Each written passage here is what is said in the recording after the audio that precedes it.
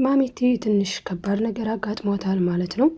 ርብቃ ስለሷ ማስታወስ መቻል እንድታውቅባት አልፈለገችም ነበረ።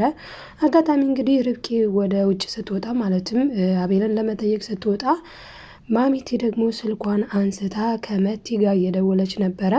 እንግዲህ ደውላም ልጄ ስትላት ተሰምታለች። ታዲያ ልጄ ስትል የሰማቻት ርብቃ ደግሞ በድንጋጤ ቆማለች። ማን ነው ልጄ የምትለው ብላ በቆመች ሰዓት እንግዲህ ማሚቲ ማን ነው ልጄ ያልሽው ስትላት ምን ኧረ አላልኩም ኧረ አልተናገርኩም ብትልም አይ ማሚቲ እኔ እንደምታስታውሽ ሁላ አውቃለሁ ይልቅስ ንገሪኝ ስትላት ጊዜ እንግዲህ ሁሉንም ነገር ፍርጥርጥ አድርጋ ነግራታለች ማለት ነው።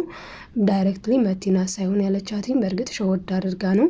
አይ ያለች እኮ እንደ ልጄ የማያት የእህቴ ልጅ ናትና ሌላ ቦታ ናት ምናምን ብላ ኦልሬዲ ግን ማሚቲ አለመርሳቷን ርብቃ አውቃለች።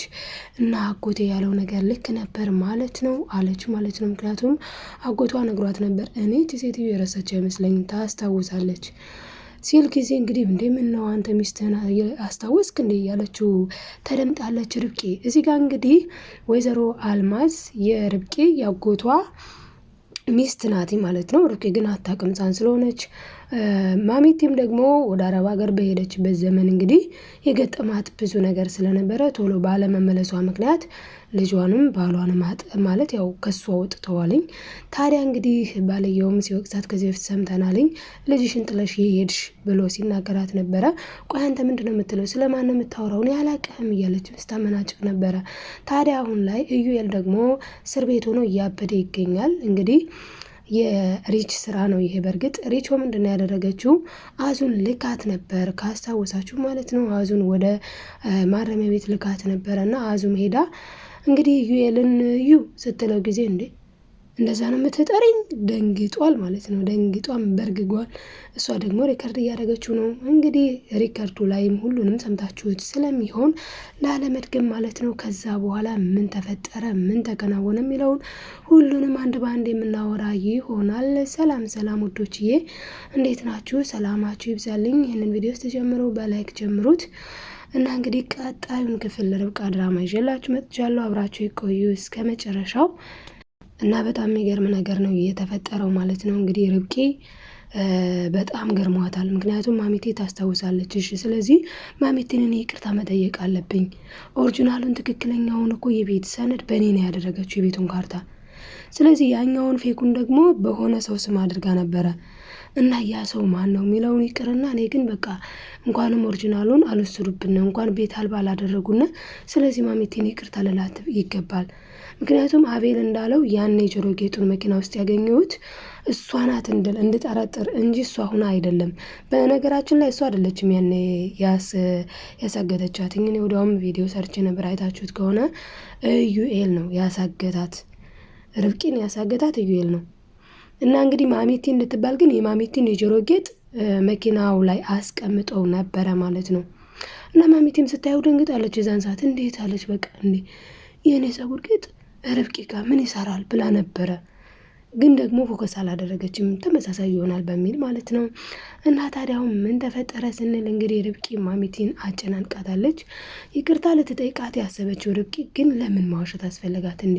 እያስታወሰች አዙና ሪች ያውቃሉ እሷ እንዳረሳች ለእኔ ለምን ማዋሸት አስፈለጋትኝ ብላ በጣም በጣም ነበር የተናደደችው። ያው እንደምናስታውሰው ማሚቲ የገጠማት አክሲደንት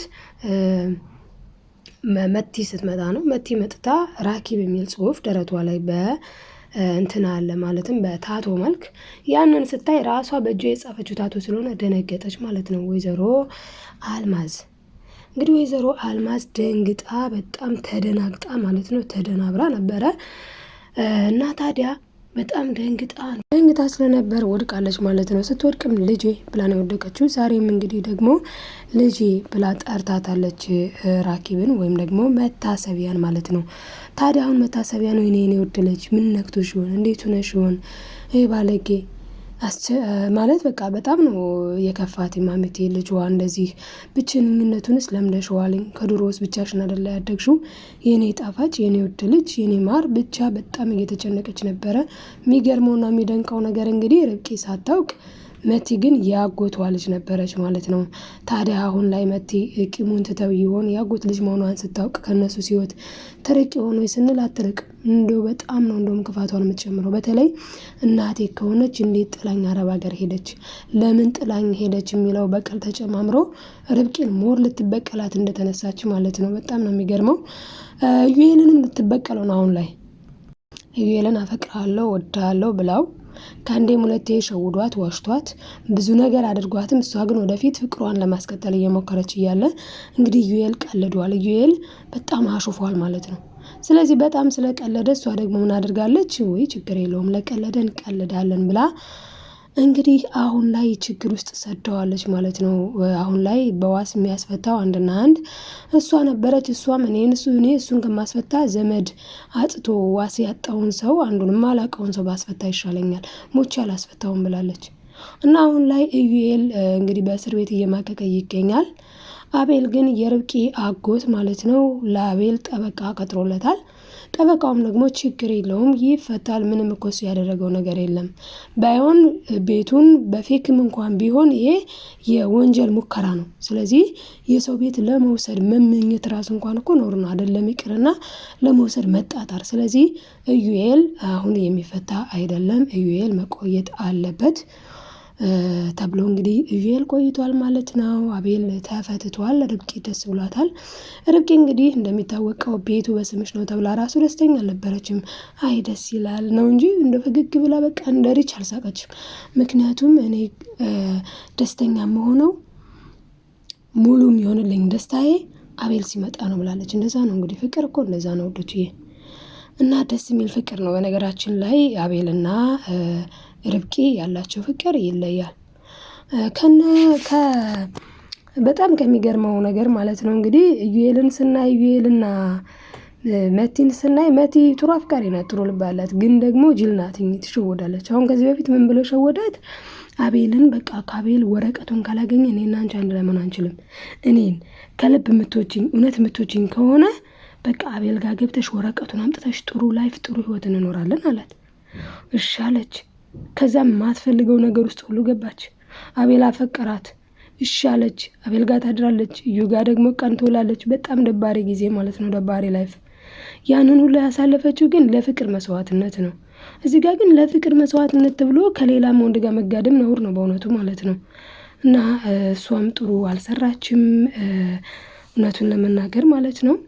እና እንግዲህ ርብቃ ታዲያ ምን አደረገች ስንል ማሚቴን ይቅርታ እንደምጠይቃት ተናግራ ነበረ። በኋላ ላይ ግን ቆይ ማሚቴ ምን አስፈለገ ከኔ መዋሸት፣ ምን አስፈለገ እኔን መዋሸት ብላ እንግዲህ ርብቃ ማሚቴን ተናግራታለች ማለት ነው። እየተወሰነ ማሚቴ ምንም እንደምትይ አላቅም ብላ ማስመሰሏን ቀጥላለች። ምንም እንዳልነቃ ምንም እንዳልባነነ ሰው። ታዲያ እንግዲህ የርብቃ አጎት የወጣው ምን ለማድረግ ነው? እነ ብሩክን ሰላም ለማለት ነው። ብሩክ ማለት የርብቃ ወንድም ነው። ነገር ግን በዛው ሲሄድ ደግሞ ማለት ነው እዩን ማግኘት አለብኝ ብሎ ወደ ማረሚያ ሄዶ ነበር ማለት ነው። ማረሚያ ሲሄድ ግን እዩ አራስ ነብር ሆኖ ነበረ። ምክንያቱ ደግሞ በቤቱ ምክንያት ማለት ነው። በመግቢያው ላይ እንዳስገባሁላችሁ እንግዲህ በመግቢያው ላይ ምን ነበረ? እዩ በጣም ነው የተናደደው። አዙ ሄዳ የሀገር ሪከርድ አድርገዋለች። በቃ ይችልኝ ሁላ የሚለውን ማለት ነው።